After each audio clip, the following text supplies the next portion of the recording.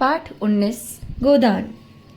संपादक ओंकार नाथ तो ऐसे पत्रों की ताक में रहते थे। जब पत्र पाते ही तुरंत राय साहब को सूचना दी। उन्हें एक ऐसा समाचार मिला है जिस पर विश्वास करने की उनकी इच्छा नहीं होती, पर संवाददाता ने ऐसे प्रमाण दिए कि सहसा अविश्वास भी नहीं किया जा सकता। क्या यह सच है कि राय साहब ने अपने इलाके के एक असामी से 80 रुपए तावान इसलिए वसूल किए कि उसके पुत्र ने एक विधवा के घर में डाल लिया था?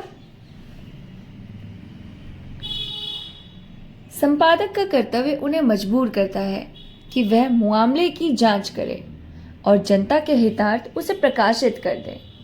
राय साहब इस विषय में कुछ और कहना चाहें, संपादक जी उसे भी प्रकाशित कर देंगे। संपादक जी दिल से चाहते हैं कि यह खबर गलत हो, लेकिन उसमें कुछ भी सत्य हुआ तो वह उसे प्रकाश में लाने के लिए विवश हो जाएंगे। मैत्री उन्हें कर्तव्य पथ से हटा नहीं सकती। राय साहब ने यह सूचना पाई तो सर पीट लिया। पहले तो उनकी ऐसी उत्तेजना हुई कि जाकर ओमकार नाथ को गिनकर 50 हंटर जमाए और कह दे, जहां वह पत्र छापना यहां वह समाचार भी छाप देना। लेकिन इसका परिणाम सोचकर मन को शांत किया और तुरंत उनसे मिलने चले। अगर देर की और ओंकार नाथ ने यह संवाद छाप दिया तो उनके सारे यश में कालिमा पुज जाएगी। ओंकार नाथ सैर करके लौटे थे और आज के पत्र के लिए संपादकीय लेख लिखने की चिंता में बैठे हुए थे, पर मन पक्षी की भांति अभी उड़ा उड़ा फिरता था। उनकी धर्म पत्नी ने रात में उन्हें कुछ ऐसी बातें कह डाली थी जो अभी तक कांटों की तरह चुभ रही थी। उन्हें कोई दरिद्र कह ले, अभागा कह ले, बुद्धू कह ले, वह जरा भी बुरा न मानते थे, लेकिन यह कहना कि उनमें पुरुषत्व नहीं है, यह उनके लिए असहाय था। और फिर अपनी पत्नी को यह कहने का क्या हक है? उससे तो यह आशा की जाती है कि कोई इस तरह का आक्षेप करे तो इसका मुंह बंद कर दें। बेशक वह ऐसी खबरें नहीं छापते, ऐसी टिप्पणियां नहीं करते कि सर पर कोई आफत आ जाए। फूक फूक कर कदम रखते हैं। इन काले कानूनों के युग में वह और कर ही क्या सकते हैं, मगर वह क्यों सांप के बिल में हाथ नहीं डालते? इसलिए तो कि उनके घर वाले को कष्ट न उठाना पड़े और उनकी सहिष्णुता का उन्हें यह पुरस्कार मिल रहा है।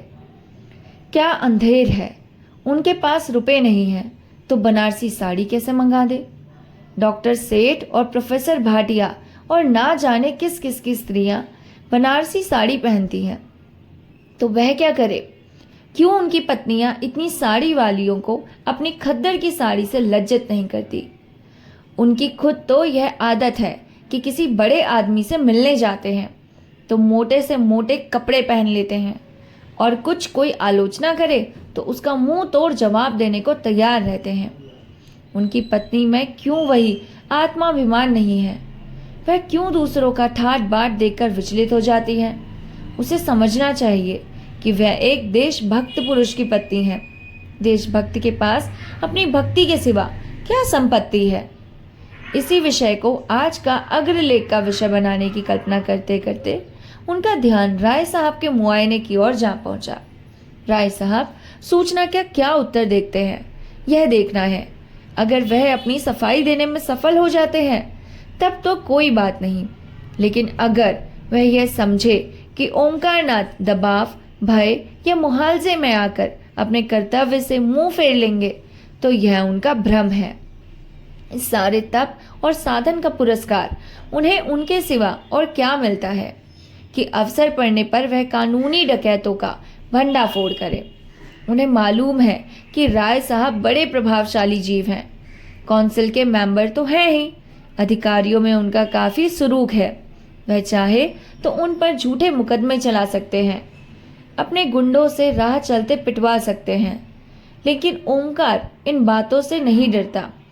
जब तक उसकी देह में प्राण है वह अतातुतियों की खबर लेता रहेगा। सहसा मोटर कार की आवाज सुनकर वह चौंके। तुरंत कागज लेकर अपना लेख आरंभ कर दिया और एक ही क्षण में राय साहब ने उनके कमरे में कदम रखा। ओमकार नाथ ने ना स्वागत किया, ना कुशम क्षेम पूछा, ना कुर्सी दी। उन्हें इस तरह देखा मानो कोई मुलाजिम उनकी आदत में आया हो, और रौब से मिले हुए स्वर में पूछा, आपको मेरा पुर्जा मिल गया था? मैं वह पत्र लिखने के लिए बाध्य नहीं था। मेरा कर्तव्य यह था कि स्वयं उसकी तहकीकात करता, लेकिन मुरौवत में सिद्धांतों की कुछ न कुछ हत्या करनी ही पड़ती है। क्या उस संवाद में कुछ सत्य है? राय साहब उसका सत्य होना अस्वीकार ना कर सके। हालांकि अभी तक उन्हें जुर्माने के रुपए नहीं मिले थे और वह उनके पाने में साफ इनकार कर चुका था, लेकिन वह देखना चाहते थे कि यह महाशय किस पहलू पर चलते हैं। ओमकार नाथ ने खेद प्रकट करते हुए कहा, तब तो मेरे लिए इस संवाद को प्रकाशित करने के सिवा और कोई मार्ग नहीं है। मुझे इसका दुख है कि मुझे अपने एक परम हितैषी मित्र की आलोचना करनी पड़ रही है, लेकिन कर्तव्य के आगे व्यक्ति की कोई चीज नहीं। संपादक अगर अपना कर्तव्य न पूरा कर सके तो उसे इस आसन पर बैठने का कोई हक नहीं है। राय साहब कुर्सी पर डट गए और पानी की गिलौरियां मुंह में भरकर बोले, लेकिन यह आपके हक में अच्छा ना होगा। मुझे जो कुछ होना है पीछे होगा, आपको तत्काल दंड मिल जाएगा। अगर आप मित्रों की परवाह नहीं करते तो मैं भी उस कैंडे का आदमी हूं। ओमकार नाथ ने शहीद का गौरव धारण करके बोला, इसका तो मुझे कभी भय नहीं हुआ। जिस दिन मैंने पत्र संपादन का भार लिया उसी दिन प्राणों का मोह छोड़ दिया, और मेरे समीप एक संपादक की सबसे शानदार मौत यही हुई है कि वह न्याय और सत्य की रक्षा करता हुआ अपना बलिदान कर दे। अच्छी बात है, मैं आपकी चुनौती स्वीकार करता हूँ। मैं अब तक आपको मित्र समझता आया था, मगर अब आप लड़ने ही पर तैयार हैं तो लड़ाई ही सही। आखिर मैं आपके पत्र का 5 गुना चंदा क्यों देता हूँ? केवल इसलिए कि वह मेरा गुलाम बना रहे। मुझे परमात्मा ने रईस बनाया है। 75 रुपया देता हूँ इसलिए कि आपका मुंह बंद रहे। जब आप घाटे का रोना रोते हैं और सहायता की अपील करते हैं, और ऐसी शायद ही कोई तिमाही जाती हो जब आपकी अपील ना निकलती हो, तो मैं ऐसे मौके पर आपकी कुछ ना कुछ मदद कर देता हूँ। किस लिए? दीपावली, दशहरा, होली में आपके यहाँ बैना भेजता हूँ और साल में 25 बार आपकी दावत करता हूँ। किस लिए? आप रिश्वत और कर्तव्य दोनों साथ साथ नहीं निभा सकते? ओमकार नाथ उत्तेजित होकर बोला, मैंने कभी रिश्वत नहीं ली है। राय साहब ने फटकारा, अगर यह व्यवहार रिश्वत नहीं तो रिश्वत क्या है? जरा मुझे समझा दीजिए। क्या आप समझते हैं आपको छोड़कर और सभी गधे हैं जो निस्वार्थ भाव से आपका घाटा पूरा करते हैं? निकालिए अपनी बही और बतलाइए अब तक आपको मेरी रियायत से कितना मिल चुका है। मुझे विश्वास है हजारों की रकम निकलेगी। अगर आपको स्वदेशी स्वदेशी चिल्लाकर विदेशी दवाओं और वस्तुओं का विज्ञापन छापने में शर्म नहीं आती, तो मैं असामियों से डांट तवान और जुर्माना लेते शर्माऊं? यह ना समझिए कि आप ही किसान के हितों का बेड़ा उठाए हुए हैं। मुझे किसान के साथ जलना मरना है। मुझसे बढ़कर दूसरा उनका हितेच्छु नहीं हो सकता। लेकिन मेरी गुजर कैसे हो? अफसरों को दावतें कहाँ से दूं? सरकारी चंदे कहाँ से दूं? खानदान से सैकड़ों आदमियों की ज़रूरतें कैसे पूरी करूं? मेरे घर का क्या खर्च है क्या आप शायद जानते हैं। तो क्या मेरे घर में रुपए फलते हैं? आएगा तो असामियों के घर से ही। आप समझते होंगे जमींदार और ताल्लुकदार सारे संसार का सुख भोग रहे हैं। उनकी असली हालत का आपको ज्ञान नहीं। अगर वह धर्मात्मा बनकर रहे तो उनका जिंदा रहना मुश्किल हो जाए। अफसरों को डालियां ना दे तो जेल खाना घर हो जाए। हम बिच्छू नहीं हैं कि अनायास ही सबको डंक मारते फिरे। ना गरीबों का गला दबाना कोई बड़े आनंद का काम है, लेकिन मर्यादाओं का पालन भी तो करना पड़ता है। जिस तरह आप मेरी रईसी का फायदा उठाना चाहते हैं, उसी तरह और हम सभी उसे सोने की मुर्गी समझते हैं। आइए मेरे बंगले पर तो दिखाऊं कि सुबह से शाम तक कितने निशाने मुझ पर पड़ते हैं। कोई कश्मीर से शाल शुलाला लिए चले आ रहा है, कोई इत्र और तंबाकू का एजेंट है, कोई पुस्तकों और पत्रिकाओं का, कोई जीवन बीमे का, कोई ग्रामोफोन लिए सर पर सवार है, कोई कुछ। चंदे वाले तो अनगिनती हैं। सबके सामने अपना दुखड़ा लेकर बैठ जाऊं? ये लोग मेरे द्वार पर दुखड़ा सुनाने आते हैं मुझे उल्लू बनाकर, मुझसे कुछ ऐंठने के लिए। आज मर्यादा का विचार छोड़ दूं तो तालियां पीटने लगे, हुक्काम को डालियां ना दूं तो बागी समझा जाऊं। तब आप अपने लेखों में मेरी रक्षा ना करेंगे। कांग्रेस में शरीक हुआ उसका तावान अभी कर देता हूं। काली किताब में नाम दर्ज हो गया। मेरे सर पर कितना कर्ज है यह भी कभी आपने पूछा है? अगर सभी महाजन डिग्रियां करा ले तो मेरे हाथ की अंगूठी तक बिक जाएगी। आप कहेंगे क्यों ये आडंबर पालते हो? कहिए 7 पुश्त में जितने वातावरण में पला हूं उससे अब निकल नहीं सकता। घास छिलना मेरे लिए असंभव है। आपके पास जमीन नहीं, जायदाद नहीं, मर्यादा का झमेला नहीं। आप निर्भीक हो सकते हैं, लेकिन आप भी दुम दबाए बैठे रहते हैं। आपको कुछ खबर है अदालतों में कितनी रिश्वतें चल रही हैं, कितने गरीबों का खून हो रहा है, कितनी देवियां भ्रष्ट हो रही हैं? मुद्दा लिखने का सामग्री मैं देता हूं प्रमाण सहित। ओमकार नाथ कुछ नर्म होकर बोले, जब कभी अवसर आया है मैंने कदम पीछे नहीं हटाया। राय साहब भी कुछ नर्म हुए। हाँ, मैं स्वीकार करता हूं कि 1-2 मौके पर आपने जमा वर्दी दिखाई है, लेकिन आपकी निगाह हमेशा अपने लाभ की ओर रही है, प्रजाहित की ओर नहीं। आंखें ना निकालिए और ना मुंह लाल कीजिए। जब कभी आप मैदान में आए हैं उसका शुभ परिणाम यही हुआ कि आपके सम्मान और प्रभाव और आमदनी में इजाफा हुआ है। अगर मेरे साथ आप वही चाल चल रहे हैं तो मैं आपकी खातिर करने को तैयार हूं। रुपए ना दूंगा क्योंकि वह रिश्वत है। आपकी पत्नी जी के लिए कोई आभूषण बनवा दूंगा। है मंजूर? अब मैं आपसे सत्य कहता हूं कि आपको जो संवाद मिला वह गलत है, मगर यह भी कह देना चाहता हूं कि अपने और सभी भाइयों की तरह मैं असामियों से जुर्माना लेता हूं और साल में 10-5 हजार रुपये मेरे हाथ लग जाते हैं। और अगर आप मेरे मुंह से एक और छीनना चाहेंगे तो आप घाटे में रहेंगे। आप भी संसार में सुख से रहना चाहते हैं, मैं भी चाहता हूं। इससे क्या फायदा कि आप न्याय और कर्तव्य का ढोंग रचकर मुझे भी जेरबार करें, खुद भी जेरबार हों। दिल की बात कहिए, मैं आपका बैरी नहीं हूं। आपके साथ कितनी ही बार एक चौके में एक मेज पर खा चुका हूं। मैं यह भी जानता हूं आप तकलीफ में हैं। आपकी हालत शायद मेरी हालत से भी खराब है। हाँ, अगर आपने हरीश चंद्र बनने की कसम खा ली तो आपकी खुशी, मैं चलता हूं। राय साहब कुर्सी से उठ खड़े हुए। ओमकार नाथ ने उनका हाथ पकड़कर संविधान से कहा, नहीं नहीं, आपको बैठना होगा। मैं अपनी पोजीशन साफ कर देना चाहता हूं। आपने मेरे साथ जो सलूक किया है उसके लिए मैं आपका आभारी हूं, लेकिन यहां सिद्धांत की बात आ गई है और आप जानते हैं सिद्धांत प्राणों से भी प्यारे होते हैं। राय साहब कुर्सी पर बैठकर जरा मीठे स्वर में बोले, अच्छा भाई, जो चाहे लिखो, मैं तुम्हारे सिद्धांत को तोड़ना नहीं चाहता। और तो क्या होगा, बदनामी होगी। हाँ, कहाँ तक नाम के पीछे मरूं? कौन ऐसा ताल्लुकदार है जो असामियों को थोड़ा बहुत नहीं सताता? कुत्ता हड्डी की रखवाली करे तो खाए क्या? मैं इतना ही कर सकता हूं कि आगे आपको इस तरह की कोई शिकायत ना मिलेगी। अगर आपको मुझ पर कुछ विश्वास है तो इस बार क्षमा कीजिए। किसी दूसरे संपादक से मैं इस तरह खुशामद ना करता, उसे सरे बाजार पिटवाता, लेकिन आपकी मुझसे दोस्ती है इसलिए दबाना ही पड़ेगा। यह समाचार पत्रों का युग है, सरकार तक उनसे डरती है। मेरी क्या हस्ती, आप जिसे चाहे बना दीजिए। खैर, ये झगड़ा खत्म कीजिए। कहिए आजकल पत्र की क्या दशा है, कुछ ग्राहक बढ़े? ओमकार नाथ ने अनिच्छा के भाव से कहा, किसी न किसी तरह काम चल जाता है और वर्तमान परिस्थिति में मैं इससे अधिक आशा नहीं रखता। मैं इस तरफ धन और भोग की लालसा लेकर नहीं आया था, इसलिए मुझे शिकायत नहीं है। मैं जनता की सेवा करने आया था और वह यथाशक्ति किए जाता हूँ। राष्ट्र का कल्याण हो यह मेरी कामना है।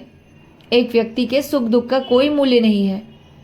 राय साहब ने जरा और सहृदय होकर कहा, यह सब ठीक है भाई, लेकिन सेवा करने के लिए जीना भी जरूरी है। आर्थिक चिंताओं में आप एकाग्रचित होकर सेवा भी तो नहीं कर सकते। क्या ग्राहक संख्या बिल्कुल नहीं बढ़ रही? बात यह है कि मैंने अपने पत्र का आदर्श गिराना नहीं चाहता। अगर मैं आज सिनेमा स्टारों के चित्र और चरित्र छापने लगूं तो मेरे ग्राहक बढ़ सकते हैं, लेकिन अपनी भी वह नीति नहीं। और कितने ही ऐसे हथकंडे हैं जिनसे पत्रों द्वारा धन कमाया जा सकता है, लेकिन मैं उन्हें गर्हित समझता हूँ। इसी का यह फल है कि आज आपका इतना सम्मान है। मैं एक प्रस्ताव करना चाहता हूँ, मालूम नहीं आप उसे स्वीकार करेंगे या नहीं। आप मेरी ओर से 100 आदमियों के नाम फ्री जारी कर दीजिए, चंदा मैं दे दूंगा। ओमकार नाथ ने कृतज्ञता से सर झुकाकर कहा, मैं धन्यवाद के साथ आपका दान स्वीकार करता हूँ। खेद यही है कि पत्रों की ओर से जनता कितनी उदासीन है। स्कूल और कॉलेजों और मंदिरों के लिए धन की कमी नहीं, पर आज तक एक भी ऐसा दानी ना निकला जो पत्रों के प्रचार के लिए दान देता हो। हालांकि जन शिक्षा का उद्देश्य जितने कम खर्च में पूरा हो सकता है, किसी न किसी तरह कर ही नहीं पाते। जैसे शिक्षालयों को संस्थालियों द्वारा सहायता मिला करती है, ऐसे ही अगर पत्रकारों को मिलने लगे तो इन विचारों को अपना जितना समय और स्थान विज्ञापन में भेंट करना पड़ता है, वह क्यों करना पड़े। मैं आपका अनुग्रहित हूँ। राय साहब विदा हो गए। ओमकार नाथ के मुख पर प्रसन्नता की झलक न थी। राय साहब ने किसी तरह शर्त न थी, न बंधन लगाया था, पर ओमकार नाथ आज इतनी करारी फटकार पाकर भी इस दान को अस्वीकार ना कर सके। परिस्थिति ऐसी आ पड़ी थी, उन्हें उबरने का कोई उपाय न सूझ रहा था। प्रेस के कर्मचारियों का 3 महीने का वेतन का बाकी पड़ा था। कागज वाले के 1000 से ऊपर आ रहे थे। यही क्या कम था कि उन्हें हाथ नहीं फैलाना पड़ा। उनकी स्त्री गोमती ने आकर विद्रोह के स्वर में कहा, क्या अभी भोजन का समय नहीं आया? या यह भी कोई नियम है कि जब तक 1 ना बज जाए जगह से ना उठे? कब तक कोई चूल्हा अगोरता रहे? ओमकार नाथ ने दुखी आंखों से पत्नी की ओर देखा। गोमती का विद्रोह उड़ गया। वे उनकी कठिनाई को समझती थी। दूसरी महिलाओं के वस्त्राभूषण देखकर कभी कभी उसके मन में विद्रोह के भाव जाग उठते थे। वह पति को 2-4 जली कुटी सुना देती थी, पर वास्तव में यह क्रोध उनके प्रति नहीं, अपने दुर्भाग्य के प्रति था। वह इसकी थोड़ी सी आंच अनायास ही ओमकार नाथ तक पहुंचाती थी। उसका तपस्वी जीवन देखकर मन में कुढ़ती थी और उससे सहानुभूति भी रखती थी। बस उन्हें थोड़ी सी सनकी समझती थी। उनका उदास मुंह देखकर पूछा, क्यों उदास हो? पेट में कुछ गड़बड़ है क्या? ओमकार नाथ ने मुस्कुराना पड़ा। कौन उदास है? मैं? मुझे तो आज जितनी खुशी है उतने अपने विवाह के दिन में ना हुई। आज सवेरे 1500 की बौनी हुई। किसी भाग्यवान का मुंह देखा था। गोमती को विश्वास ना आया, बोली, झूठे हो, तुम्हें 1500 कहाँ से मिल जाते हैं? 15 रुपए कहो, मान लेती हूं। नहीं नहीं, तुम्हारे सर की कसम, 1500 मारे। अभी राय साहब आए थे, 100 ग्राहकों का चंदा अपनी तरफ से देने का वचन दे गए हैं। गोमती का चेहरा उतर गया। तो मिल चुके? नहीं, राय साहब वादे के पक्के हैं। मैं किसी ताल्लुकदार के वादे को पक्का नहीं देखा करती। दादा एक ताल्लुकदार के नौकर थे। साल भर तलब नहीं मिलती थी। उसे छोड़कर दूसरों की नौकरी की। उसने 2 साल तक एक पाई ना दी। एक बार दादा गरम पड़े तो मार कर भगा दिया। इनके वादों का कोई करार नहीं। मैं आज ही बेल भेजता हूँ। भेजा करो, कह देंगे कल आना। कल आपके इलाके पर चले जाएंगे, 3 महीने में लौटेंगे। ओमकार नाथ संशय में पड़ गया। ठीक तो है, राय साहब पीछे से मुकर गए तो वे क्या कर लेंगे? फिर भी दिल मजबूत करके कहा, ऐसा नहीं हो सकता। कम से कम राय साहब को मैं इतना धोखेबाज नहीं समझता। मेरा उनके यहाँ कुछ बाकी नहीं है। गोमती ने उसी संदेह भाव से कहा, इसी से तो मैं तुम्हें बुद्धू कहती हूँ। जरा किसी से सहानुभूति दिखाई तो तुम फूल उठे। ये मोटे रईस हैं, इनके पेट में ऐसे कितने वादे हजम हो जाते हैं। जितने वादे करते हैं अगर सब पूरा करने लगे तो भीख मांगने की नौबत आ जाए। मेरे गांव के ठाकुर साहब तो 2-2, 3-3 साल तक बनियों का हिसाब ना करते थे। नौकरों का हिसाब तो नाम के लिए देते थे। साल भर काम लिया, जब नौकर ने वेतन मांगा मार कर निकाल दिया।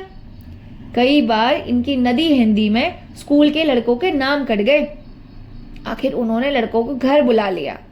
एक बार रेल का टिकट उधार मांगा था। यह राय साहब भी तो उन्हीं के भाई बंद है। चलो भोजन करो और चक्की पीसो जो तुम्हारे भाग्य में लिखा है। यह समझ लो कि बड़े आदमी तुम्हें फटकारते रहे, वही अच्छा है। यहाँ तुम एक पैसा देंगे तो उसका चौगुना अपने असामियों से वसूल लेंगे। अभी उनके विषय में जो कुछ सुनना चाहते हैं लिखते रहो। तब तो ठकुरों सहित की कहनी पड़ेगी। पंडित जी भोजन कर रहे थे, पर कौर मुंह में फंसा हुआ जान पड़ता था। आखिर बिना दिल का बोझ हल्का किए भोजन करना ठीक हो गया। बोले, अगर रुपए ना दिए तो ऐसी खबर लूंगा कि याद करेंगे। उनकी चोटी मेरे हाथ में है। गांव के लोग झूठी खबर नहीं दे सकते। सच्ची खबर देते तो उनकी जान निकलती है। झूठी खबर क्या देंगे? राय साहब के खिलाफ एक रिपोर्ट मेरे पास आई है। छाप दूं, बच्चा को घर से निकलना मुश्किल हो जाएगा। मुझे ये खैरात नहीं दे रहे। बड़े दसबट में पढ़कर इस राह पर आए हैं। पहले धमकियां दिखा रहे थे, जब देखा इससे काम न चलेगा तो यह चारा फेंका। मैंने भी सोचा एक इनसे ठीक हो जाने से देश तो अन्याय नहीं मिट जाता। फिर क्यों इस दान को ना स्वीकार कर लूं? मैं अपने आदर्श से गिर गया हूं जरूर, लेकिन इतने पर भी राय साहब ने दगा की तो मैं सत्ता पर उतर आऊंगा।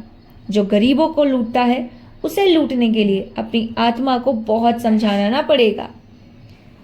पार्ट 19 भी यहीं पर समाप्त होता है। मिलते हैं नेक्स्ट पार्ट के साथ नेक्स्ट वीडियो में।